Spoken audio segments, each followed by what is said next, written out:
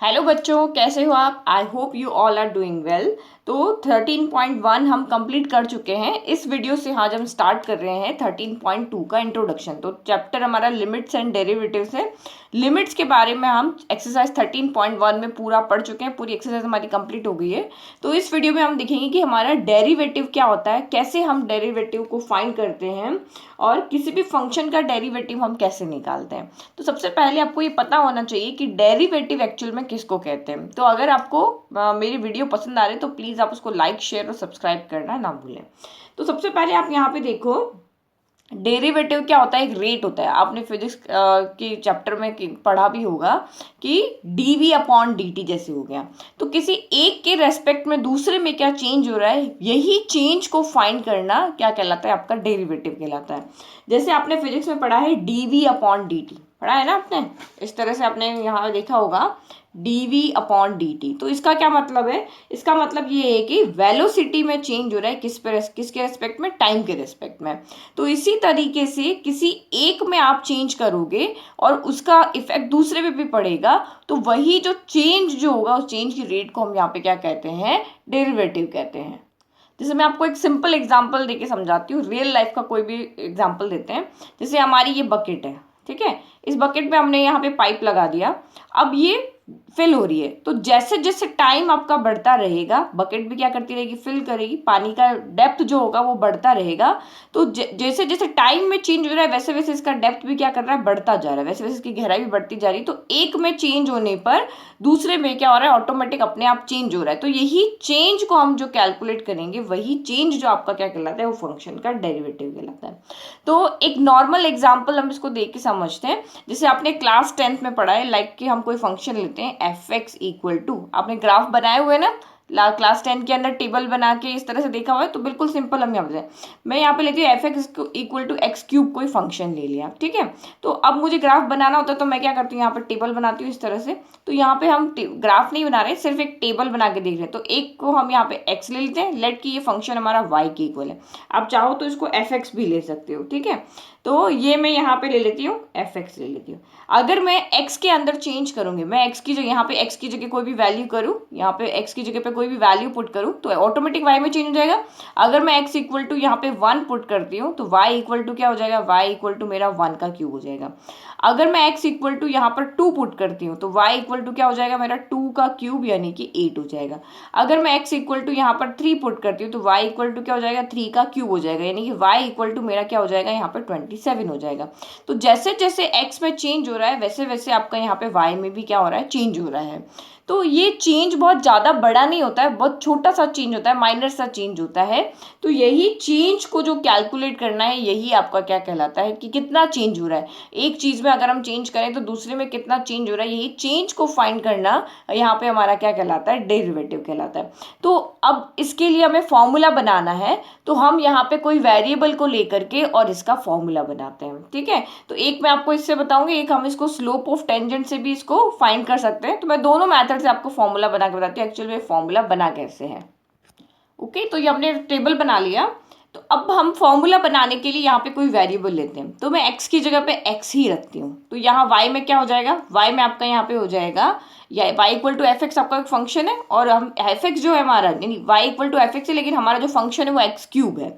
तो अगर मैं x की जगह यहाँ पे x की जगह x ही रख देती हूँ तो ये y इक्वल टू भी आपका क्या? y equal to f x है ना, एफ एक्स आपका क्या हो जाएगा? एक्स क्यूब हो जाएगा, ठीक है? या फिर हम इसको यहाँ पे क्या कहते हैं? ये एफ एक्स हो जाएगा। एफ एक्स इक्वल टू आपका यहाँ पे क्या हो जाएगा? एफ एक्स इक्वल टू हो जाएगा एक्स क्यूब। अगर मैं एक्स की, क्योंकि मैंने आपको कहा कि माइनर सा चेंज होता है, बहुत कम चेंज होता है, तो मैं इसमें अगर एक्स की जगह पे मैं एक्स प्लस एच कर देती हूँ। एक्स की जगह पे मैंने क्या कर दिया? एक्स प्लस एच कर दिया। कुछ छोटा सा चेंज हुआ है एच, तो ये एक्स क्यूब की जगह अब क्या हो जाएगा? एक्स प्लस एच का क्यूब हो जाएगा। एफ एक्स, अगर मैंने यहाँ पे एक्स की जगह एक्स प्लस एच रखा तो एक्स प्लस एच का क्या हो जाएगा? क्यूब हो जाएगा। और वाई इक्वल टू क्या हो जाएगा? वाई इक्वल टू आपका यहाँ पे हो जाएगा F of x plus H हो जाएगा। यहाँ पे तो एक्स की जगह मैंने एक्स प्लस एच रखा ना, तो वाई इक्वल टू क्या हो जाएगा? आपका F of x x plus H हो जाएगा, और ये हमारा किसके इक्वल आएगा, एक्स प्लस एच के क्यूब आएगा। तो अब हम रेट कैसे निकालें, जो चेंज हो रहा है वो कैसे निकालें। जब आप भी जैसे टाइम के अकॉर्डिंग अगर आप देखते हो तो आप सब्ट्रैक्ट करके चेंज निकालते हो कि अभी मेरा टाइम हो रहा है 3 आवर और मुझे एक काम को करने में लगे हैं टोटल, अब जैसे अभी 3 o'clock हो रही है, मुझे इस काम को करने में काम करते करते मुझे यहाँ पे 6 o'clock हो गई, तो कितना टाइम लगा, तो हम 6 - 3 करके ऐसे ही तो निकालते डिफरेंस करके। तो यहाँ पे भी जब आपको चेंज रेट में कितना चेंज हो रहा है तो वही निकालना आपका डेरिवेटिव कहलाता है, और उसको हम कैसे निकालेंगे, वही सब्ट्रैक्ट करके। तो यहाँ पे x के अंदर वैल्यू पुट करने पर y में चेंज हो रहा है, तो यहाँ इसीलिए हम कहेंगे derivative of y with respect to x, क्योंकि हम चेंज y में नहीं कर रहे हैं, हम चेंज x में कर रहे हैं और उसके रेस्पेक्ट में y में चेंज हो रहा है यहाँ पर। तो now derivative of y with respect to x हम कैसे फाइंड करेंगे, changing in y divided by changing in x, यानी y में कितना चेंज हुआ है उसको आपको डिवाइड करना है x में जितना चेंज हुआ है। तो y में कितना चेंज हुआ है तो हम यहाँ पे फंक्शन के फॉर्म में लेंगे इसको, ठीक है, ये वाले आंसर नहीं लेंगे, f ऑफ x और f of x plus H लेंगे। तो ये वाला फंक्शन यहाँ छोटा है क्योंकि ये x है, और ये वाला फंक्शन बड़ा है f of x plus H, क्योंकि यहाँ x है और यहाँ x प्लस एच है, तो बड़े में से छोटे को सब्ट्रैक्ट करेंगे तो f of x plus h minus f of x हो गया। तो ये तो y में चेंज हो गया, और x में कितना चेंज हुआ कि x था फिर x प्लस एच हो गया, यहाँ भी बड़े में से छोटे को सब्ट्रैक्ट करेंगे तो x plus h minus x हो जाएगा। तो ये प्लस एक्स से माइनस एक्स आपका यहाँ पे कैंसिल हो गया, तो सिर्फ आपका यहाँ पे क्या बचा, F of x plus h minus f x upon H बचा, ठीक है। तो अभी मैंने कहा कि ये जो चेंज है ये बहुत छोटा होता है, मैंने तो यहाँ पे बड़े बड़े नंबर लिए क्योंकि आपको समझाने के लिए, ये चेंज बहुत माइनर सा चेंज होता है। अभी आप स्लोप ऑफ टेंजेंट जब पढ़ोगे तो ये माइनर सा चेंज क्यों होता है वो भी आपको समझ में आ जाएगा। तो क्योंकि ये चेंज इतना छोटा होता है कि हम यहाँ पे कह सकते हैं कि h धीरे धीरे जीरो की तरफ बढ़े, जैसे हमने लिमिट्स में नहीं पढ़ा कि ये जो आप वहाँ पे वैल्यू जो पुट करते हो कि लिमिट हमारी धीरे धीरे उस वैल्यू को अप्रोच करती है, हम उसकी लेफ्ट हैंड साइड की छोटी सी वैल्यू राइट हैंड साइड की छोटी सी वैल्यू देखते हैं, बट वो वैल्यू बहुत छोटी होती है, वो धीरे धीरे जीरो को अप्रोच करी। तो यहाँ पर भी h क्या होगा, बहुत धीरे धीरे, यानी h इतना छोटा है कि लगभग वो जीरो के बराबर है। तो हम इसको यहाँ पे किसी भी लिमिट को फाइंड करने के लिए यहाँ पे अगर वो h यहाँ पे जीरो को अप्रोच कर रहा है, जिसका मतलब क्या हो गया, h is tending to zero. अगर कोई वैल्यू धीरे धीरे जीरो की तरफ बढ़ रही है, इतनी छोटी है कि लगभग वो जीरो के बराबर है, तो हम उसको क्या लिखते हैं, limit h is tending to zero, क्योंकि h का ही डिफरेंस हुआ है। तो ये हमारा यहाँ पे बन गया है formula, f of x plus h minus f x upon H. तो अब हम इसको लिखते कैसे हैं, तो ये आपका डेरिवेटिव ऑफ, ये जो चेंज निकालने का जो आपका यहाँ पे किसी भी फंक्शन के रेस्पेक्ट में अगर छोटा सा चेंज करने पर दूसरे में चेंज हुआ है तो निकालने के लिए ये फॉर्मूला होता है, और इसको हम इक्वल लिखते हैं। या तो आप इसको एफ डैश एक्स लिखोगे या फिर आप इसको वाई डैश भी लिख सकते हो क्योंकि हमारा फंक्शन वाई की फॉर्म में है, या फिर हम इसको d y by d x भी लिख सकते हैं। तो आप जब क्वेश्चन करोगे तो आपका फंक्शन होगा तो एफ डैश एक्स, उसके आगे डैश लगा सकते हो, y के इक्वल में तो y डैश लिख सकते हो, या फिर आप उसको dy बाई dx भी लिख सकते हो। ओके, तो देखो कोई पहली बार में जरूरी नहीं कि आपको अच्छे से समझ में आ जाए, धीरे धीरे समझो। क्वेश्चन आपके बहुत इजी है, क्वेश्चन का सिर्फ एक ही मेथड चलेगा, जैसे लिमिट में चल रहा था 0 अपॉन 0 देखो, इन्फिनिटी अपॉन इन्फिनिटी देखो, लेकिन डेरिवेटिव एक्चुअल में होता क्या है ये समझना आपके लिए जरूरी है। तो बिल्कुल भी आपको टेंशन नहीं लेना है, एक बार में नहीं समझ में आ रहा है आप दोबारा वीडियो को देखो, धीरे धीरे आपको समझ में आ जाएगा, क्योंकि आप 10th से सीधे 11th में आए हो तो 11th के टॉपिक बिल्कुल चेंज है, तो समझने में थोड़ा सा टाइम लग सकता है, लेकिन आप उसको वीडियो को पूरा देखो, धीरे धीरे आपको समझ में आ जाएगा फॉर्मूला कैसे बना है। तो ये जो हमारा फॉर्मूला बना है यही हमारा फर्स्ट प्रिंसिपल वाला फॉर्मूला है, यानी कि डेरिवेटिव फाइंड करने के लिए जो हमारा फर्स्ट प्रिंसिपल है वो ये वाला फॉर्मूला है। और इसी फॉर्मूला से हम जितने भी डिफरेंशिएशन के फॉर्मूला है, तो डिफरेंशिएशन क्या होता है, ये चेंज जो इसके रेट में जो चेंज हो रहा है वो फाइंड करने का प्रोसेस जो होता है आपका डिफरेंशिएशन है। तो आपका क्लास 12 में पूरा एक टॉपिक है डिफरेंशिएशन, तो यहाँ से इस चैप्टर से जो फॉर्मूला बनेंगे, बहुत सारे फॉर्मूलाज यहाँ से बनेंगे इसी फर्स्ट प्रिंसिपल मेथड को लेकर के, और उन फॉर्मूलाज को हम याद करेंगे और डायरेक्ट उनका यूज करेंगे। तो कुछ फॉर्मूला अभी हम लास्ट में देखेंगे। तो सबसे पहले एक मेथड तो मैंने आपको ये बता दिया, एक हम इसी डेरिवेटिव को हम स्लोप ऑफ टेंजेंट के फॉर्म में भी फाइंड कर सकते हैं, ठीक है, तो ये दूसरा मेथड है, ये आपका फर्स्ट मेथड हो गया, और ये आपकी डेफिनेशन आपको यहाँ पे याद रखनी है, ये फॉर्मूला आपको यहाँ पे याद रखना है। ये तो तीन तरीके से डिफाइन कर सकते हैं। अब देखो डेरिवेटिव एट अ पॉइंट, किसी एक पॉइंट पे कैसे डेरिवेटिव निकालते हैं, तो इसको हम स्लोप ऑफ अ टेंजेंट के मेथड से भी निकाल सकते हैं। तो पहली बात यहाँ देखो स्लोप क्या होता है, तो स्लोप आपका यहाँ पे होता है झुकाव। किसी भी, जैसे आपके घर के बाहर आपने देखा होगा ना, आपके रैंप होते घर के बाहर में, इस तरह से हम इस तरह से रैंप बनाते हैं, इस तरह से। या फिर आपने क्लास 10 में ये एंगल ऑफ एलिवेशन और एंगल ऑफ डिप्रेशन पढ़ा था कि ये एंगल 45 बन रहा है, तो ये जो झुकाव होता है आपका यहाँ पे, ये आपका क्या कहलाता है, यहाँ पे स्लोप कहलाता है। इजी वर्ड से भी आपको समझ में आ रहा है कि किसी एक हॉरिजॉन्टल लेवल के लिए आपका किसी भी का झुकाव, किसी भी लाइन का झुकाव जो होता है वो आपका क्या कहलाता है, स्लोप कहलाता है। और टेंजेंट हमने पढ़ा था क्लास 10 में चैप्टर सर्कल के अंदर, कि कोई भी आपका कर्व है या आपका सर्कल है, उसका हम टेंजेंट कैसे ड्रॉ करते, किसी भी एक्सटर्नल पॉइंट से हम टेंजेंट ड्रॉ करते थे, या आपका सर्कल है, इस पे एक्सटर्नल पॉइंट से हम टेंजेंट ड्रॉ करते थे, हमने यही पढ़ा था। तो ये टेंजेंट किसी भी सर्कल को एक पॉइंट पे टच करता था। इस सर्कल पे इनफाइनाइट टेंजेंट्स बन सकते हैं, लेकिन सारे टेंजेंट किसी भी इस सर्कल को किसी एक ही पॉइंट पे टच कर सकते हैं। तो सिर्फ या तो इस पॉइंट पे टच करेगा, अगर मुझे इस पॉइंट बनाना तो इस पॉइंट पे टच करेगा, तो एक टेंजेंट एक सर्कल को एक ही पॉइंट पे टच कर सकता है, लेकिन ड्रॉ हम यहाँ पे इनफाइनाइट टेंजेंट्स कर सकते हैं। तो ये आपका यहाँ पे समझ में आ गया, जो स्लोप आपको समझ में आ गया। तो अब ये स्लोप ऑफ टेंजेंट का फॉर्मूला क्या है, तो ये जब मैं आपको चैप्टर 10 पढ़ाऊंगी ना, वहां पे आपको समझ में आएगा कि स्लोप ऑफ टेंजेंट कैसे फाइंड करते हैं। ओके, तो अभी देखो हमसे फॉर्मूला देख लेते हैं। अगर हमें किसी भी लाइन के दो कोऑर्डिनेट अगर गिवन है, लेट कि हमारे पास कोई लाइन है, ये लाइन है हमारी, और इसका p कोऑर्डिनेट हमें पता है और q कोऑर्डिनेट हमें पता है, तो स्लोप ऑफ टेंजेंट हमारे पास फॉर्मूला होता है m equal to y2 minus y1 divided by x2 minus x1। तो अभी हमें कुछ नहीं देखना, अभी हमें सिर्फ याद रखना है, जैसे आपको क्लास 10 में हमने पढ़ा था ना कि किसी लाइन के दो कोऑर्डिनेट अगर हमें पता है तो हम उनके बीच में डिस्टेंस फाइंड कर सकते हैं। तो यहाँ पे हम देखेंगे हम उन दोनों कोऑर्डिनेट के बीच का स्लोप जो झुकाव होता है वो भी फाइंड कर सकते हैं इस फॉर्मूले से। अभी सिर्फ आपको ये फॉर्मूला याद रखना है, y2 minus y1 upon x2 minus x1। ठीक है, तो स्लोप फाइंड करने के लिए तो दो कोऑर्डिनेट चाहिए, और अगर हम देखें कि टेंजेंट की अगर हम बात करें तो टेंजेंट के लिए तो हमारे पास एक ही पॉइंट होता है, तो फिर हम स्लोप ऑफ टेंजेंट का स्लोप कैसे फाइंड करेंगे। ठीक है, तो ये मैंने ग्राफ बना लिया, हमें स्लोप ऑफ टेंजेंट यहाँ पे फाइंड करना है। ठीक है, वो भी आपका डेरिवेटिव होता है। तो ये लेट कि मेरा एक कर्व है, अगर मैं इस पे टेंजेंट बनाती हूँ तो टेंजेंट इसको सिर्फ क्या करेगी, एक पॉइंट पे टच करेगी, सिर्फ इसी पॉइंट पे टच करेगी। तो अगर जब एक पॉइंट पे ये इस तरह से जा रही है और जा रही है और इस तरह से यहाँ पे इसको कट कर रही है, तो मुझे ये स्लोप ऑफ टेंजेंट यहाँ पे फाइंड करना है। तो मैं कैसे फाइंड करूँ, मैं तो फाइंड कर ही नहीं सकती क्योंकि मेरे पास तो सिर्फ एक ही पॉइंट आया, और हमने अभी देखा कि हमें किसी भी स्लोप ऑफ टेंजेंट पॉइंट को फाइंड करने के लिए हमें तो दो कोऑर्डिनेट चाहिए होते हैं, x1 y1 चाहिए होता है, x2 y2 चाहिए होता है। तब हम यहाँ पे स्लोप ऑफ टेंजेंट का फॉर्मूला लगा लेते हैं y2 minus y1 divided by x2 minus x1। तो मैथमेटिशियन के सामने ये प्रॉब्लम आई कि अब हम इसका स्लोप कैसे फाइंड करें। तो उन्होंने बोला कि हम इस फिगर को ऐसे नहीं बनाते, हम इस टेंजेंट को क्या करते हैं, इस टेंजेंट को ऐसे ना बना करके हम इस टेंजेंट को कुछ इस तरह से बनाते हैं कि ये सर्कल को दो पॉइंट पर इंटरसेक्ट करे। तो उन्होंने ये टेंजेंट ना बना के क्या कर दिया, इस टेंजेंट को इस तरह से बनाया कि ये दो पॉइंट पे इसको इंटरसेक्ट करे। पहले एक पॉइंट पे टच कर रही थी ना, लेकिन उन्होंने ये कहा कि ये जो पॉइंट है ना, ये दो एक दूसरे से बहुत ज़्यादा दूर नहीं होंगे। जैसे ये हमारा कर्व है, ये इस तरह से हमारा कर्व है, तो उन्होंने कहा कि ये जो टेंजेंट है ना, ये दो पॉइंट आपको मिल रही है, ये इतने ज़्यादा दूर दूर नहीं होनी चाहिए, ये बहुत पास होना है, इनके बीच में जो डिस्टेंस है ना बहुत माइनर होनी चाहिए। अगर माइनर सी डिस्टेंस भी होगी तो हमारे दो कोऑर्डिनेट हो जाएंगे, और दो कोऑर्डिनेट होंगे तो हम स्लोप का फॉर्मूला लगा लेंगे। ठीक है, तो ये वाला उन्होंने तरीका लगा। अब इतना पास में बना के दिखाऊंगी तो आपको समझ में नहीं आएगा, तो मैंने ये कोऑर्डिनेट यहाँ पे दूर दूर ले लिए। तो उन्होंने कहा कि यहाँ से यहाँ तक का जो डिस्टेंस है, ये वाला जो डिस्टेंस है उसको उन्होंने क्या ले लिया, x ले लिया, और यहाँ से यहाँ वर्टिकल डिस्टेंस x ले लिया, और यहाँ से यहाँ तक उन्होंने लेट किया कि ये मेरा यहाँ पे fx है।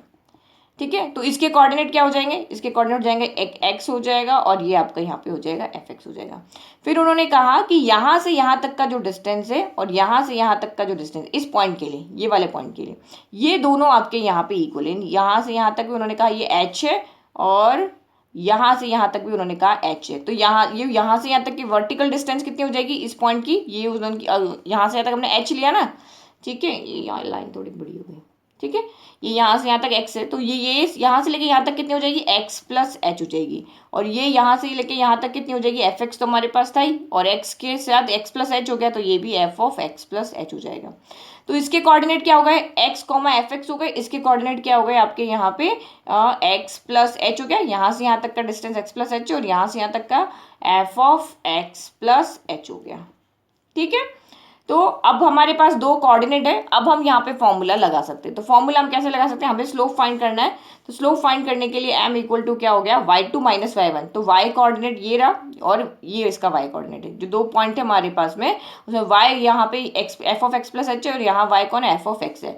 तो y2 माइनस y1, तो ये आपका हो जाएगा F of x plus h minus F of x हो गया, divided by x2 minus x1, तो वही x plus h minus x हो गया। सेम वही जैसा हमने यहाँ पे किया, सेम वही फॉर्मूला आपका यहाँ पर भी बन रहा है।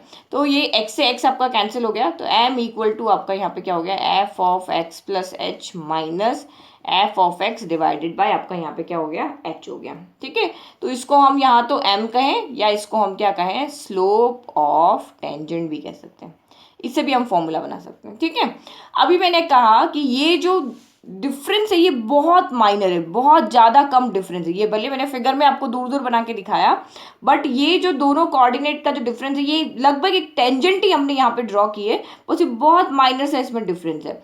यानी कि इसको हम नेग्लेक्ट कर सकते हैं या समझ सकते हैं कि ये धीरे धीरे जीरो की तरफ बढ़ रहा है। ये जो एच वाला है ना, ये वाला जो डिस्टेंस मैंने यहाँ पे बताया, ये एक्चुअल में बहुत छोटा डिफरेंस है। यहाँ पे छोटा डिफरेंस मीन कि यहाँ पे समझ लो एच इक्वल टू 0.0000001 इस तरह से हो सकता है, या और भी छोटा 0.0000001 हो सकता है। तो ये क्या वैल्यू जीरो के बराबर नहीं है, इसका मतलब ये वैल्यू धीरे धीरे, क्योंकि ये पॉइंट धीरे धीरे क्या करता जा रहा है, धीरे धीरे पास आता जा रहा है, बिल्कुल इस तरह से पास आ जाएगा कि ये बिल्कुल इसके पास, यहाँ पे क्यू जो ये लेट की ये पी पॉइंट है और ये हमारा क्यू पॉइंट है, तो क्यू जो है वो धीरे धीरे बढ़ के कहाँ आ रहा है, क्यू पी की तरफ आ रहा है।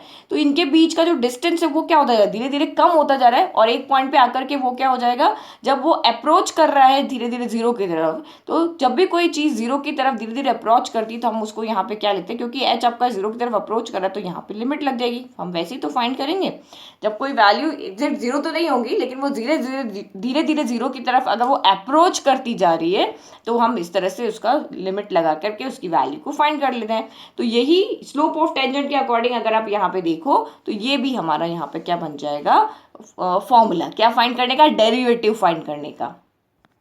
ठीक है, तो ये लिमिट समझ में आ गया कि जब भी कोई डिस्टेंस क्लोज टू जीरो हो या जब भी कोई डिस्टेंस जीरो के बहुत पास हो, तो हमने लिमिट में पढ़ा है ना कि हम उसको लिमिट लगा करके या उसको टेंस टू जीरो, यानी इसका मतलब क्या हो गया कि ये वैल्यू धीरे धीरे जीरो की तरफ बढ़ रही है, तो डिस्टेंस बहुत कम है, तो हम उसमें इस तरह से लिमिट लगा करके उसको सॉल्व करते हैं। तो इसको हम यहाँ पे, क्योंकि यहाँ पे भी यही चेंज हो रहा है, तो इसको भी हम यहाँ पे d y upon d x भी कह सकते हैं। एक वैल्यू के रेस्पेक्ट में दूसरी में चेंज हो रहा है, तो डी वाई अपॉन आप इसको डी एक्स कह सकते हो, वही इसको एफ डैश एक्स कह सकते हो, या इसको y के इक्वल तो y डैश कह सकते हो। तो ये जो फॉर्मूला है हमारा फर्स्ट प्रिंसिपल का फॉर्मूला है। तो हमने दो मेथड से देखा हमारा फॉर्मूला कैसा बनता है, एक हमने इस वाले मेथड से देखा, एक हमने इस वाले ये जो फर्स्ट वाला मेथड टेबल बना के मैंने आपको बताया था, तो इस वाले मेथड से देखा।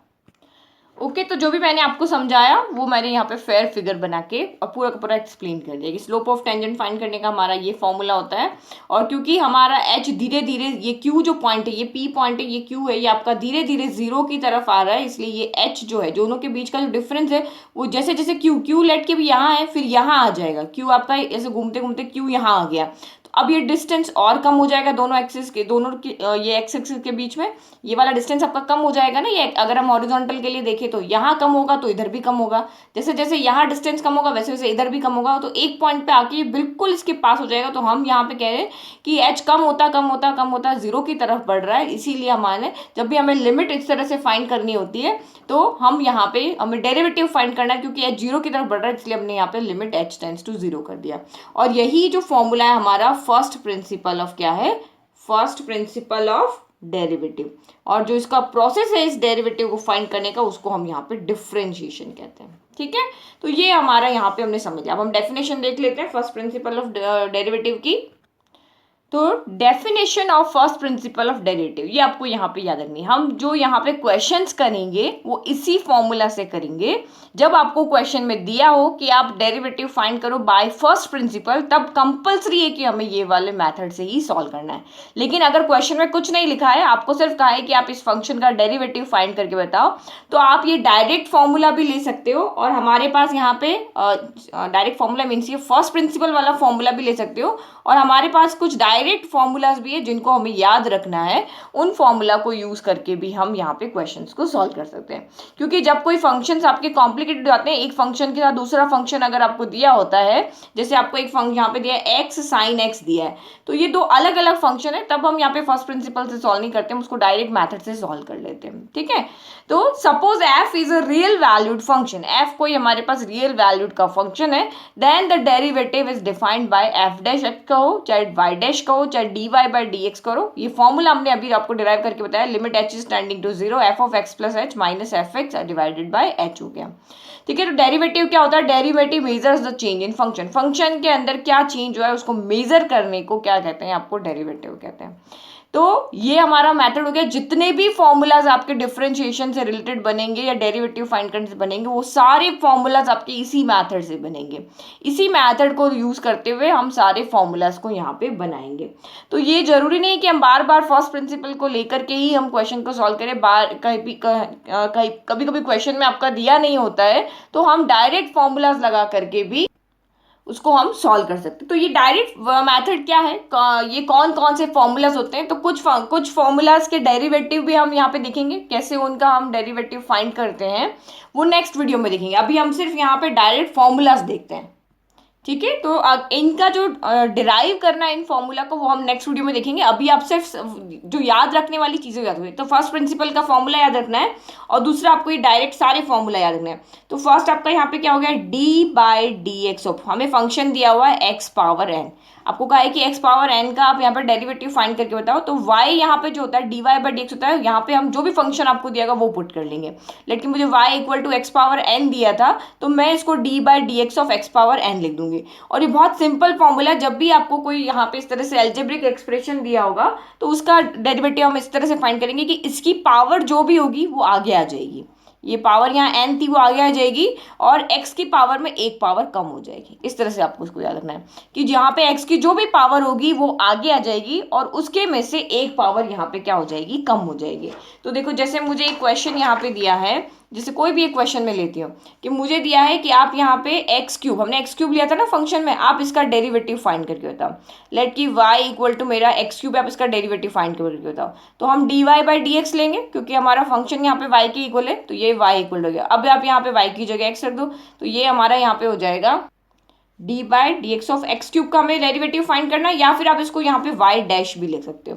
तो क्या हो जाएगा, इसकी पावर 3 है ना, तो 3 हो जाएगी, आगे आ जाएगी और 3 में से एक पावर यहाँ पे कम हो जाएगी। तो इसका डेरिवेटिव क्या हो गया, 3 इंटू एक्स की पावर कितना हो गया, 2 हो गया। सिंपल हो गया। अगर यहाँ पे हमें एक्स की पावर यहाँ पे 5 का फाइंड करने के लिए कहा है, तो D by d x of x power 5 आपका यहाँ पे कितना हो जाएगा, जो पावर है वो हो जाएगी आगे, और जो आपका यहाँ पे सर पे जो इसकी पावर लगी हुई ना, उसमें से एक पावर कम हो जाएगी। तो ये समझ लो कि अपने सर का बर्डन उठा के आगे रख देगा, लेकिन अभी भी बर्डन कम नहीं हुआ है, वो सिर्फ एक पॉइंट इसमें से कम हो जाएगा। तो ये हो गया। अब आपके दिमाग में अगर ये आ रहा हो कि मैम यही अगर फ्रैक्शन में हो, अगर ये एक्स क्यूब ऊपर ना होके अगर ये नीचे चला गया 1 बाई एक्स क्यूब हो, तो क्या करेंगे, तो इसका हम यहाँ पे डेरिवेटिव फाइंड करेंगे। तो इसको मैं वाई डैश लिख लेती हूँ।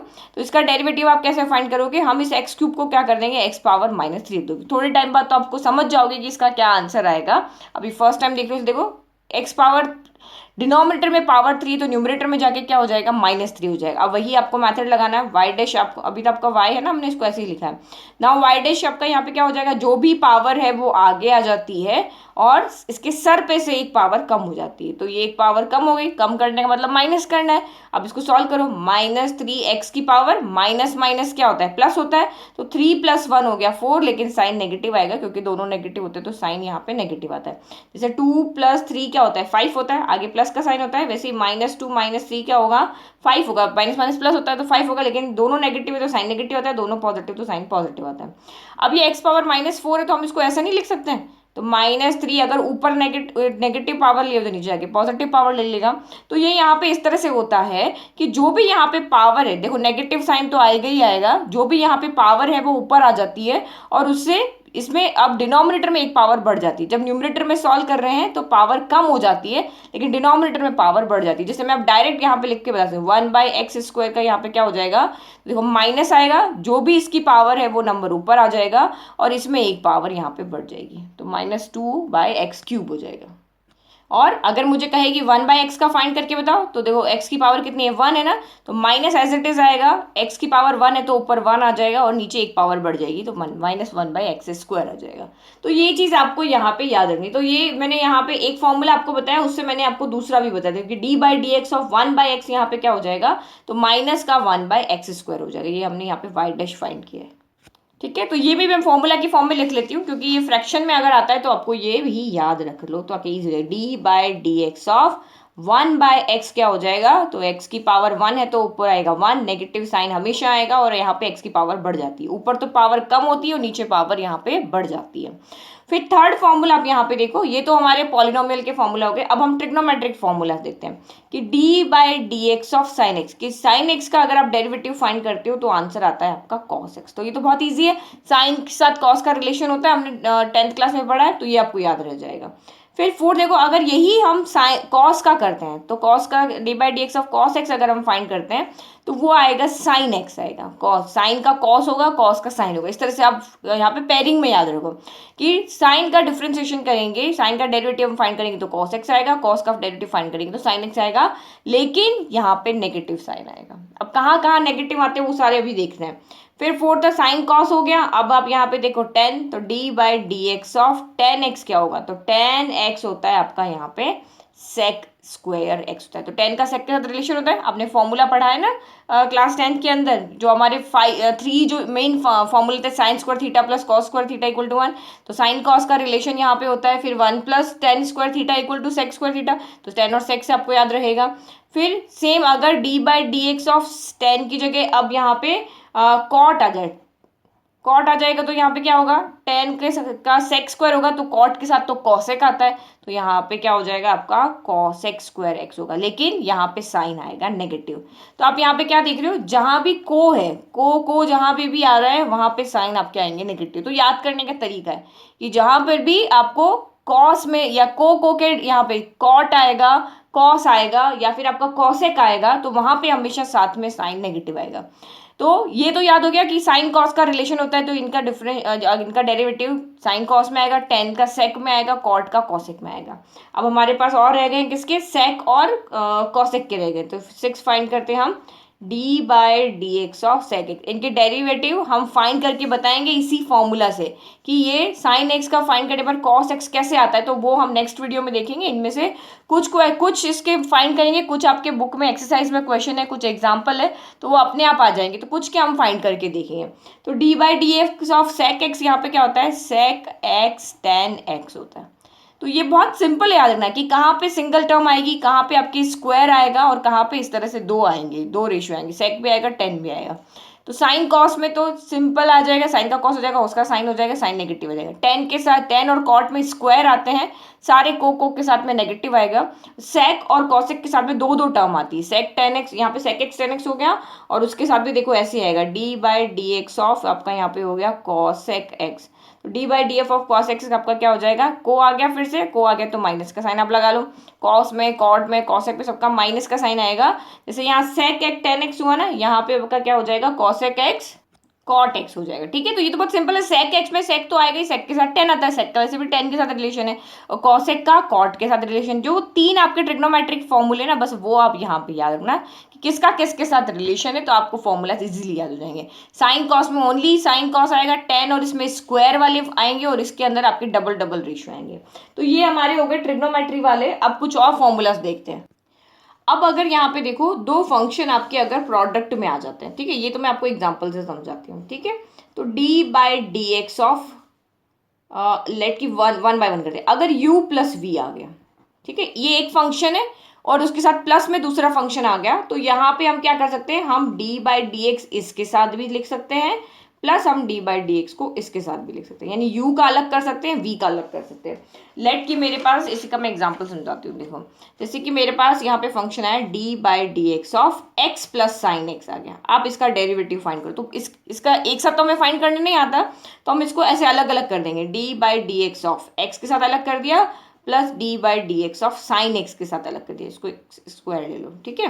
तो यहाँ पे हमने अलग अलग कर दिया। तो D by D F x square क्या होता है, जो पावर होती है वो आगे आ जाती है और इसकी एक पावर कम हो जाती है। और d by d x of sine x आपका क्या होता है, कॉस एक्स हो जाता है। तो ये आपका यहाँ पे क्या गया, 2x 2 - 1 1 होता है, और ये हो गया प्लस कॉस एक्स हो गया। तो ये इस तरह से हमें सॉल्व करना है। तो दो फंक्शन अगर प्लस में आ गए तो सेम माइनस में आएगा, तब भी ऐसे ही हो जाएगा। अगर दो फंक्शन आपके यहाँ पे माइनस में आ जाते हैं, u माइनस वी हो जाता है, तब भी आपको दोनों के साथ में डेरिवेटिव अलग अलग आप यहाँ पे लगा सकते हो। u minus D by d x of का v हो जाएगा, ठीक है। तो प्लस माइनस में तो कुछ नहीं, हमने सेपरेट कर लिया। लेकिन जब आपके यहाँ पे मल्टीप्लीकेशन और डिवीजन के साथ होगा तब आपकी अलग चीज है, वो आपको यहाँ पे याद रखनी है। अगर दो फंक्शन आपके मल्टीप्लाई में आ गए, u इंटू वी आ गया, तो अब आपका सॉल्व करने का तरीका अलग है। इसमें से आप पहले भी किसी का भी पहले कर लो, दूसरे को छोड़ दो, फिर बीच में प्लस का साइन है, क्योंकि प्लस का साइन है तो हमें इतना याद रखने की जरूरत नहीं है, ठीक है। लेट कि मैंने u को अभी छोड़ दिया और d by d x of v का कर लिया, फिर बीच में प्लस, अभी v का हो गया ना, अब v रह जाएगा और d by d x of u हो जाएगा। तो ये इसी फर्स्ट कम फर्स्ट सर्व है, इस तरह से लेकर कैसे भी देख सकते हो।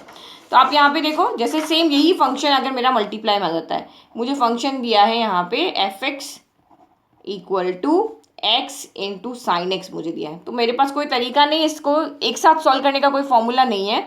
तो मैं यहाँ पे क्या करूंगी, f dash x equal to, पहले मैं एक्स को ऐसे ही रहने देती हूँ, d by d x of मैं क्या कर दूंगी, साइन एक्स कर दूंगी। फिर मैं यहाँ पे क्या करूंगी, साइन एक्स का हो चुका है भाई, तुम्हारा टर्न हो चुका है, अब तुम आगे आ जाओ, तुम्हें अब कुछ नहीं मिलेगा, और अब हम यहाँ पे एक्स का करेंगे। तो ये एक्स हो गया, d by d x of sine x क्या होता है, कॉस एक्स होता है। अब sine x as it is रहेगा, डी यहाँ पे एक्स का डी बाई डी एक्स हम एक्स का कर रहे हैं, तो एक्स की पावर यहाँ 1 है, तो 1 आपका आ जाएगा आगे एक्स, और अब यहाँ पे क्या हो जाएगा 1 - 1, जो पावर है उसमें से 1 सब्ट्रैक्ट हो जाता है, 1 - 1 क्या होता है 0, तो एक्स पावर 0 को हम क्या कहते हैं 1, तो यानी कि आंसर यहाँ पे ओनली 1 आएगा, ठीक है। तो मल्टीप्लाई में ऐसे करना है, एक बार पहले का करना है, क्योंकि बीच में प्लस का साइन है, तो कोई जरूरी नहीं कि पहले यू का करो या फिर वी का करो, आपकी जो मर्जी जिसका पहले करो, बस एक बार में एक का करना है, दूसरे को छोड़ देना है, फिर आपका दूसरे का करना है, पहले को छोड़ देना है। आप इसको फर्स्ट सेकंड से भी इस तरह से देख सकते हो कि D by d x of first multiplied by अगर सेकंड है, तो आप समझ लो कि फर्स्ट को छोड़ दो, D by d x of second कर लो, फिर आप यहाँ पे सेकंड को छोड़ दो और d by d x of आप यहाँ पे फर्स्ट कर लो, इस तरह से आएगा। देखो अब सेम यही फॉर्मूला आपका अगर डिवीजन में होता है, अगर दो यहाँ पे वेरिएबल आपके डिवाइड में है, u अपॉन v है, तो u अपॉन v है, तो क्या करोगे, इसमें आप यहाँ पे याद रखो, जो डिनोमिनेटर होता है ना उसका तो आपको कर देना होता है स्क्वायर, जो भी आपका डिनोमिनेटर है उसका आपको क्या कर देना होता है, स्क्वायर कर देना होता है। अब इसमें आपको याद रखना पड़ेगा पहले किसका करना है बाद में किसका करना है, क्योंकि यहाँ पे साइन आता है आपका नेगेटिव, तो नेगेटिव साइन आ रहा है इसलिए आपको यहाँ पे स्टेप्स को याद रखना है, ठीक है। तो हमने जब डिनोमिनेटर का स्क्वायर किया, तो अब डिनोमिनेटर का नहीं करना है, न्यूमरेटर का कर देना। तो मैं यहाँ पे डैश लगा लेती हूँ, हम ऐसे भी लिख सकते हैं, मैं डी बाई डी एक्स नहीं लिख रही हूँ। तो आपको यहाँ पे क्या ध्यान रखना है कि हमने जब डिनोमिनेटर का स्क्वायर करना है और पहले डिनोमिनेटर का नहीं करना है, पहले न्यूमरेटर का करना है, डेरिवेटिव फाइंड करना है, फिर उसके बाद में यहाँ पे क्या करना है, फिर न्यूमरेटर को ऐसे ही छोड़ देना है और डिनोमिनेटर का डेरिवेटिव कर लेना है। इस तरह से आपको यहाँ पे याद रखना है।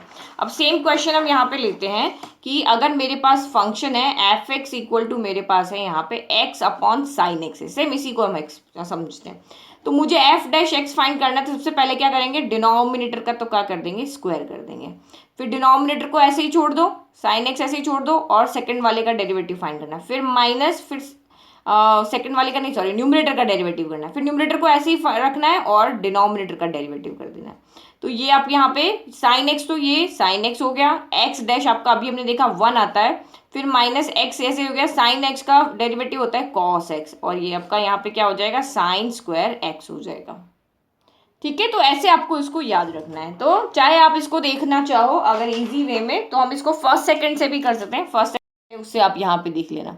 तो कैसे देखेंगे, फर्स्ट डिवाइड बाय सेकंड हो गया, तो सेकंड का तो हमें यहाँ पे क्या कर देना है, स्क्वायर कर देना है, फिर सेकंड को ऐसे ही रखना है और हमें फर्स्ट का डेरिवेटिव फाइंड करना है, फिर माइनस, फिर फर्स्ट को ऐसे ही रखना है और सेकंड का डेरिवेटिव फाइंड करना है। सिंपल याद हो गया, तो ये तरीके हैं हमारे पास जो एल्जेब्रिक फंक्शन है या जो भी हमारे पास मल्टीप्लाई में आते हैं, डिवाइड में आते हैं, अगर कोई भी दो फंक्शन का इस तरह से रिलेशन आता है। अभी आप दो का सीखो, जब दो से ज्यादा होंगे तब हम यहाँ पे और देखेंगे, अभी सिर्फ इतना ही देखो।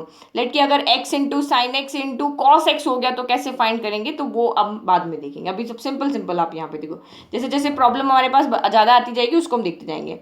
फिर नेक्स्ट फॉर्मूला आपको यहाँ पे और याद रखना है 11 12 आपका यहाँ पे फॉर्मूला आप यहाँ पे याद रखो, एक्सपोनेंट फंक्शन जो होते हैं उनका।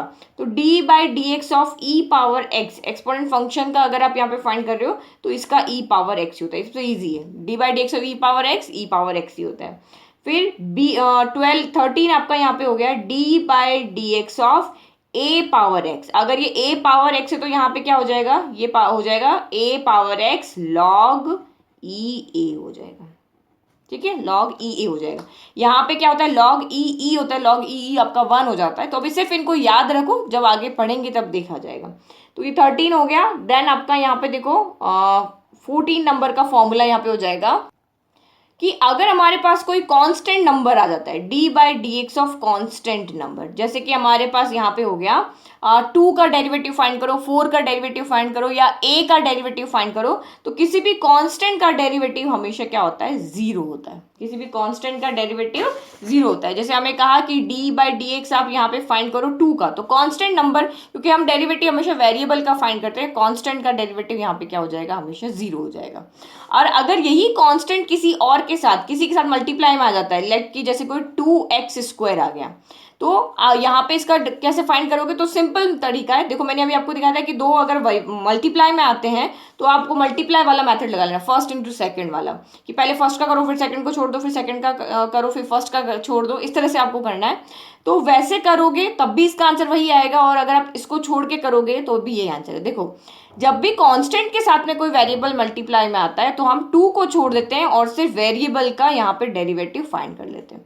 2 को हमने बाहर कर दिया, 2 का डेरिवेटिव हम फाइंड नहीं करेंगे। तो आपके माइंड में आएगा मैम अभी तो आपने बताया कि किसी भी कांस्टेंट का डेरिवेटिव 0 होता है, तो यहाँ पे क्यों नहीं आ रहा है। तो देखो मैं उस मेथड से भी आपको करके बताती हूँ। पहले इसका आंसर देखो, d by d x of x² क्या हो जाएगा, 2 बाहर आ जाएगा, x 2 की पावर 1 कम हो जाएगी, तो ये हो गया 2 इंटू 2 क्या हो गया यहाँ पे 4 हो गया, और x की पावर 2 - 1 1 होगी। देखो 4x आंसर आ रहा है। अब इसी क्वेश्चन को मैं आपको u इंटू वी मैथड से करके बताती हूँ। यहाँ देखो ये हम d बाई डी एक्स यहाँ पे फाइंड कर रहे हैं 2x² का, तो वही ये फर्स्ट ले लिया, ये सेकंड ले लिया, तो फर्स्ट को हमने ऐसे ही छोड़ दिया और हमने x² का यहाँ पे डेरिवेटिव फाइंड करेंगे, फिर प्लस, फिर x² को ऐसे ही छोड़ दिया और 2 का डेरिवेटिव फाइंड करेंगे।